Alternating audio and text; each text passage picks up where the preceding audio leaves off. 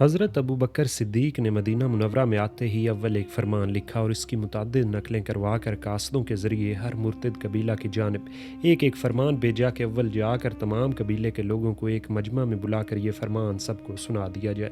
اس فرمان یا منشور کا عام مضمون یہ تھا: ابو بکر خلیفہ رسول کی جانب سے ہر اس شخص کو جس کے پاس یہ فرمان پہنچے، خواہ وہ اسلام پر قائم ہو یا اسلام سے پھر گیا ہو، اس کو معلوم ہونا چاہیے اللہ تعالیٰ نے محمد صلی اللہ علیہ وآلہ وسلم کو ایک سچا نبی بنا کر جو خوشخبری دینے والا اور ڈرانے والا اور اللہ کے حکم سے لوگوں کو اللہ کی طرف بلانے والے ہیں اور ہدایت کے سراج منیر ہیں۔ جو شخص دعوت اسلام قبول کرتا ہے اللہ تعالیٰ اس کو ہدایت دیتا اور کامیابی کا سیدھا راستہ بتا دیتا ہے، اور جو انکار کرتا ہے بحکم الہی اس کو بذریعہ جہاد فرما برداری کی طرف رجوع کیا جاتا ہے۔ احکام الہی کو نافذ فرمانے، مسلمانوں کو نصیحت کرنے، اپنے فرائض اور تبلیغ کو بخوبی سر انجام دینے کے بعد حضرت صلی اللہ علیہ وآلہ وسلم اس دنیا سے تشریف لے گئے۔ اللہ تعالیٰ نے اس کی خبر قرآن مجید میں پہلے سے دے دی تھی۔ ترجمہ: تم بھی مرنے والے ہو اور وہ بھی مرنے والے ہیں، اور تم سے پہلے کسی آدمی کو ہمیشہ کی زندگی نہیں دی، سو کیا اگر تم مر جاؤ گے تو وہ ہمیشہ رہیں گے، اور مسلمانوں کو یوں مخاطب کر کے سمجھا دیا کہ ترجمہ: محمد صلی اللہ علیہ وآلہ وسلم تو صرف رسول ہیں، ان سے پہلے بہت سے رسول گزرے ہیں، بس اگر یہ فوت ہو گئے یا مقتول ہوئے تو تم اپنے پچھلے پاؤں پھر جاؤ گے، اور جو شخص پھر جائے گا اللہ کا وہ کچھ نہ بگاڑے گا، اور اللہ تعالیٰ شکر گزاروں کو نیک بدلہ دے گا۔ پس جو شخص محمد صلی اللہ علیہ وآلہ وسلم کو پوچھتا تھا تو محمد صلی اللہ علیہ وآلہ وسلم تو بلا شک فوت ہو گئے ہیں، اور جو اکیلے اللہ کی پرستش کرتا ہے تو اللہ تعالیٰ زندہ اور قائم ہے، نہ تو وہ فوت ہوا ہے اور نہ اس کو نیند اور اونگ چھو سکتی ہے، وہ اپنے حکم کی نگہداشت کرتا ہے اور اپنی جماعت کے ذریعے دشمنوں سے بدلہ لینے والا ہے۔ میں تم کو اللہ سے ڈرنے، نبی کے لائے ہوئے نور اور اللہ کی رحمت سے حصہ لینے اور اسلام کی ہدایت اختیار کرنے اور دین الہی کی مضبوط رسی کو پکڑنے کی وصیت کرتا ہوں۔ جس کو اللہ تعالیٰ نے ہدایت نہ کی وہ گمراہ ہوا، اور جس کو اللہ تعالیٰ نے عافیت عنایت نہ کی وہ مصیبت میں مبتلا ہوا۔ جس کی مدد اللہ نہ کرے وہ یکتا اور تنہا اور بے یار و مددگار ہے۔ انسان جب تک اسلام کا انکار کرے دنیا اور آخرت میں کوئی عمل اس کا مقبول نہیں ہو سکتا۔ مجھ کو معلوم ہوا ہے کہ تم میں سے کچھ لوگوں نے اسلام قبول کرنے اور اس کے احکام کی تعمیل کرنے کے بعد اللہ تعالیٰ سے منہ موڑ کر جہالت اور شیطان کی اطاعت کی طرف رجوع کیا ہے۔ کیا تم اللہ کو چھوڑ کر شیطان اور اس کی ذریت کو دوست بناتے ہو جو تمہارا دشمن ہے؟ اللہ تعالیٰ فرماتا ہے کہ شیطان تمہارا دشمن ہے، بس تم بھی اس کو اپنا دشمن بناؤ، کیونکہ وہ تو اپنے گروہ کو تمہارے دوزخی بنانے کے لیے آمادہ ہے۔ میں تمہاری طرف مہاجرین اور انصار کے لشکر کو روانہ کرتا ہوں جو نیکی کی پیروی کرنے والے ہیں۔ میں نے ان کو حکم دیا ہے کہ اول اسلام کی دعوت دیے بغیر کسی سے مقابلہ نہ کریں۔ میں نے حکم دیا ہے کہ جو لوگ اسلام کا اقرار کریں اور برائیوں سے باز رہیں، نیک کاموں سے انکار نہ کریں اور ان کی اعانت کی جائے، اور جو اسلام سے انکار کریں ان کا مقابلہ کیا جائے اور ان کی کچھ قدر و منزلت نہ کی جائے، بجز اسلام کے کچھ قبول نہ کریں۔ پس جو شخص ایمان لائے اس کے لیے بہتری ہے، ورنہ وہ اللہ کو عاجز نہیں کر سکتا۔ میں نے اپنے قاصدوں کو حکم دیا ہے کہ میرے اس اعلان کو ہر ایک مجمع عام میں پڑھ کر سنا دے۔ جب اسلامی لشکر تمہارے قریب پہنچے اور اس کا مؤذن اذان دے تو تم بھی اس کے مقابلے میں اذان دو۔ یہ علامت اس بات کی ہوگی کہ تم نے اسلام قبول کر لیا ہے اور تم پر حملہ نہ کیا جائے گا، اور اگر تم نے اذان نہ دی تو تم سے باز پرس ہوگی اور اس صورت میں تم پر حملہ کر دیا جائے گا۔ ان فرامین کو قاصدوں کے ہاتھ روانہ کرنے کے بعد صدیق اکبر نے 11 علم تیار کیے اور 11 سردار منتخب فرما کر ایک ایک جھنڈا ہر ایک سردار کو دیا، ہر ایک کے ساتھ ایک ایک دستہ فوج کیا، اور حکم دیا کہ مکہ اور طائف وغیرہ مقامات سے جہاں جہاں اسلام پر ثابت قدم قبائل ملے ان میں سے کچھ لوگوں کو ان قبائل اور ان کے گھر بار کی حفاظت کے لیے چھوڑ دیں اور کچھ لوگوں کو اپنے لشکر میں شامل کرتے ہوئے چلے جائیں۔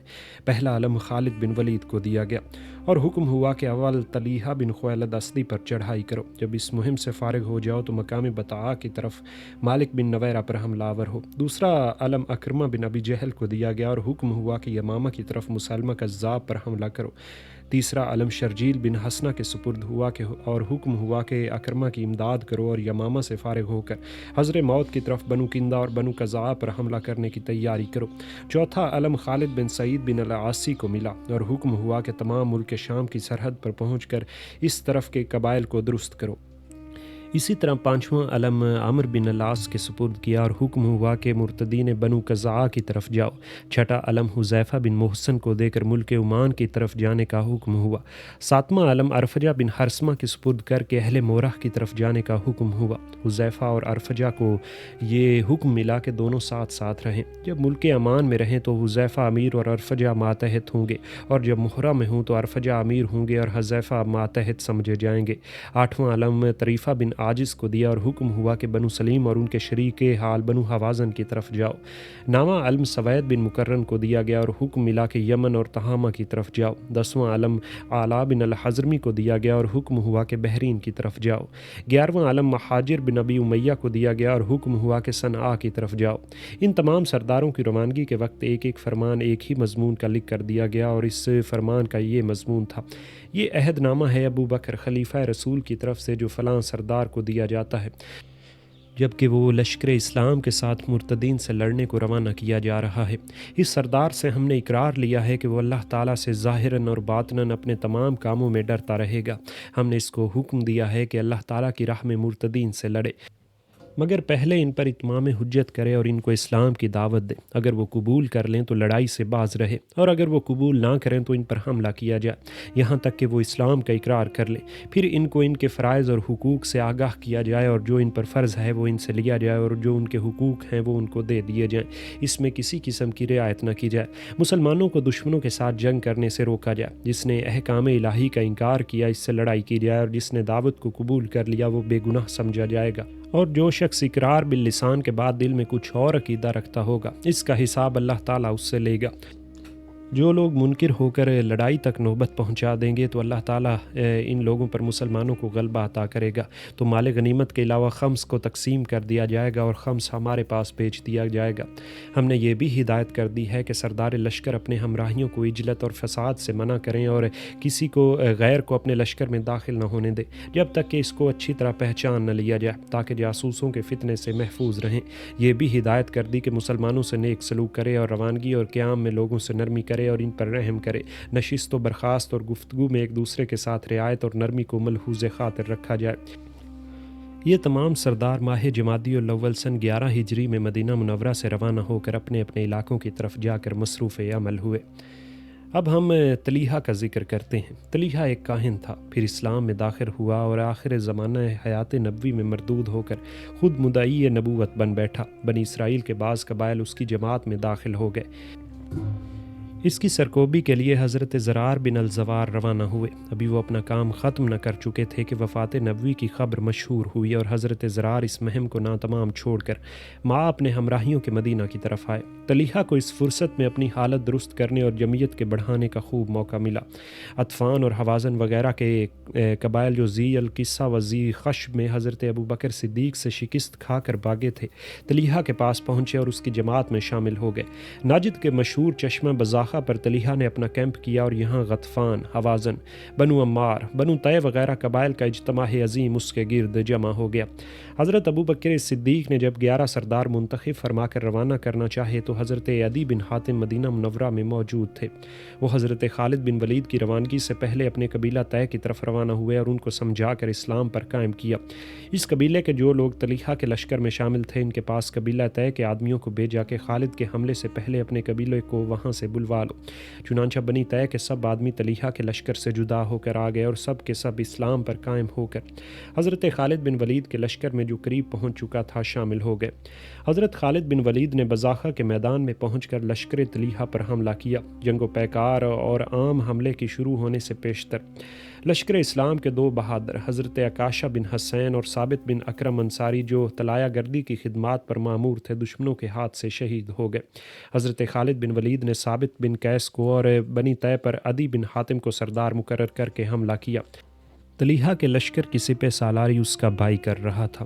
طلیحہ ایک چادر اوڑھے ہوئے لوگوں کو دھوکہ دینے کے لیے الگ ایک طرف وحی کے انتظار میں بیٹھا تھا۔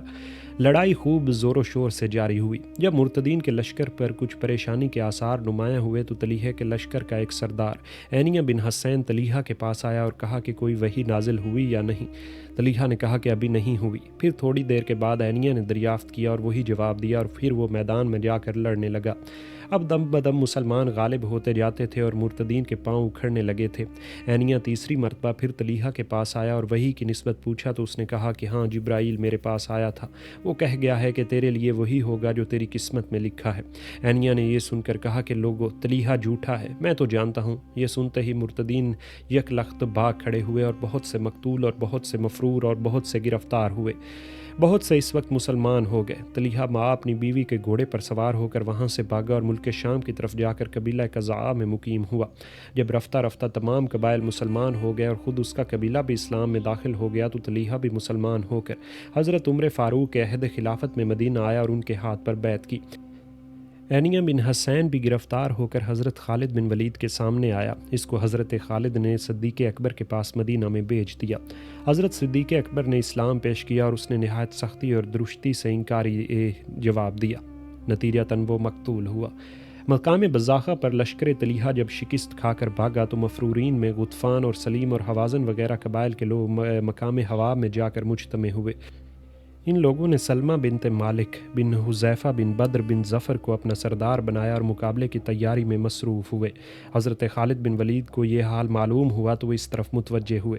سلمہ اپنے لشکر کو لے کر مقابلے پر آئی اور ایک ناکہ پر سوار ہو کر خود سپہ سالاری کی خدمت انجام دینے لگی۔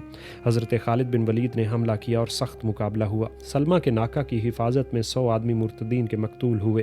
آخر سلمہ کا ناکہ زخمی ہو کر گرا اور سلمہ مقتول ہوئی۔ اس کے مقتول ہوتے ہی مرتدین سے میدان خالی ہو گیا اور یہاں یہ ہنگامہ برپا تھا۔ ادھر مدینہ منورہ میں بنی سلیم کا ایک سردار الفجات بن عبد یا لیل حضرت ابوبکر صدیق کی خدمت میں پہنچا اور عرض کیا کہ میں مسلمان ہوں، آپ آلات حرب سے میری مدد کریں، میں مرتدین کا مقابلہ کروں گا۔ حضرت صدیق اکبر نے اس کو اور اس کے ہمراہیوں کو سامان حرب بتا کر کے مرتدین کے مقابلے کو بھیجا۔ اس نے مدینہ سے نکل کر اپنے ارتداد کا اعلان کیا اور بنو سلیم اور حوازن کے ان لوگوں پر جو مسلمان ہو گئے تھے شب خون مارنے کو بڑھا۔ حضرت ابوبکر صدیق نے اس حال سے آگاہ ہو کر عبداللہ بن قیس کو روانہ کیا۔ انہوں نے انہیں دھوکے باز مرتدین کو راستے ہی میں جا لیا اور بعد مقابلہ اور مقاتلہ الفجاء بن عبد یالیل گرفتار ہو کر حضرت صدیق اکبر کے سامنے مدینہ میں حاضر ہوا اور مقتول ہوا۔ ادھر بنو تمیم چند قبائل پر مشتمل اور چند بستیوں میں سکونت پذیر تھے۔ ان کے علاقے میں نبی کریم صلی اللہ علیہ وآلہ وسلم کی زندگی ہی میں چند عامل جو کہ انہی کے قوم میں سے تھے مقرر تھے، جن کے نام مالک بن نویرہ، وکیح بن مالک، صفوان بن صفوان اور قیس بن عاصم وغیرہ تھے۔ جب وفات نبوی کی خبر مشہور ہوئی تو قیس بن عاصم مرتد ہو گیا۔ مالک بن نویرہ نے بھی اس خبر کو سن کر مسرت کا اظہار کیا۔ صفوان بن صفوان اسلام پر قائم رہے اور قیس اور صفوان میں جنگ شروع ہو گئی۔ اسی اثنا میں سجاح بنت الحرث بن سوید نے جو قبیلہ تغلب سے تعلق رکھتی تھی نبوت کا دعویٰ کیا اور بنو تغلب کے سردار حزیل بن عمران نے اور بنی تمر کے سردار عقبہ بن ہلال اور بنی شیبان کے سردار سلیل بن قیس نے اس کے دعوے کو قبول کیا۔ سجاح کے پاس 4000 کے قریب لشکر جمع ہو گیا۔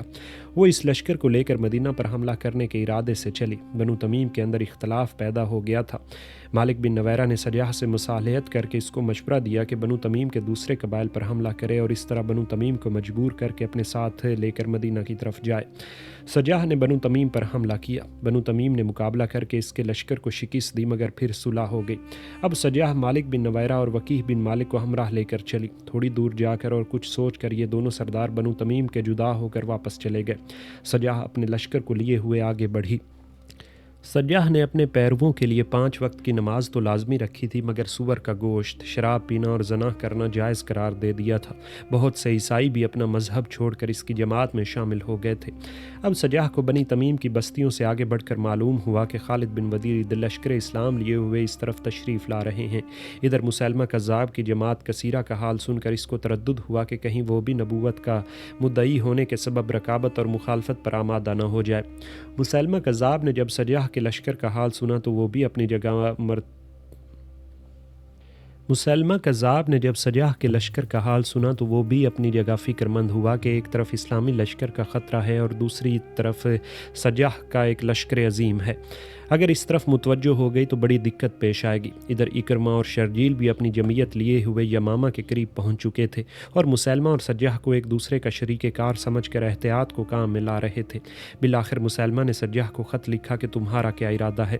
سجاح نے جواب دیا کہ میں مدینہ منورہ پر حملہ کرنا چاہتی ہوں، میں نبی ہوں اور سنا ہے کہ آپ بھی نبی ہیں، لہٰذا مناسب یہ ہے کہ ہم دونوں مل کر مدینہ پر حملہ کریں۔ مسیلمہ نے فوراً پیغام بھیجا کہ جب تک حضرت محمد صلی اللہ علیہ وآلہ وسلم زندہ تھے اس وقت تو میں نے آدھا ملک ان کے لیے چھوڑ دیا تھا اور آدھے ملک کو اپنا علاقہ سمجھتا تھا، اب ان کے بعد تمام ملک پر میرا حق ہے، لیکن چونکہ تم بھی نبوت کی مدعی ہو لہٰذا میں آدھی پیغمبری تم کو دے دوں گا۔ بہتر یہ ہے کہ اپنے لشکر کو وہیں چھوڑ کر تنہا میرے پاس چلی آؤ تاکہ تقسیم پیغمبری اور مدینہ پر حملہ آوری کے متعلق تم سے گفتگو اور مشورہ ہو جائے۔ سجاہ یہ پیغام پاتے ہی مسلمہ کی جانب روانہ ہو گئی۔ اس نے اپنے قلعے کے سامنے ایک خیمہ لگایا ہوا تھا، سجاہ کو اس میں اتارا اور دونوں کی بات چیت ہوئی۔ سجاہ نے مسلمہ کی پیغمبری کو تسلیم کیا اور اس پر ایمان لائی اور پھر دونوں کا نکاح ہو گیا۔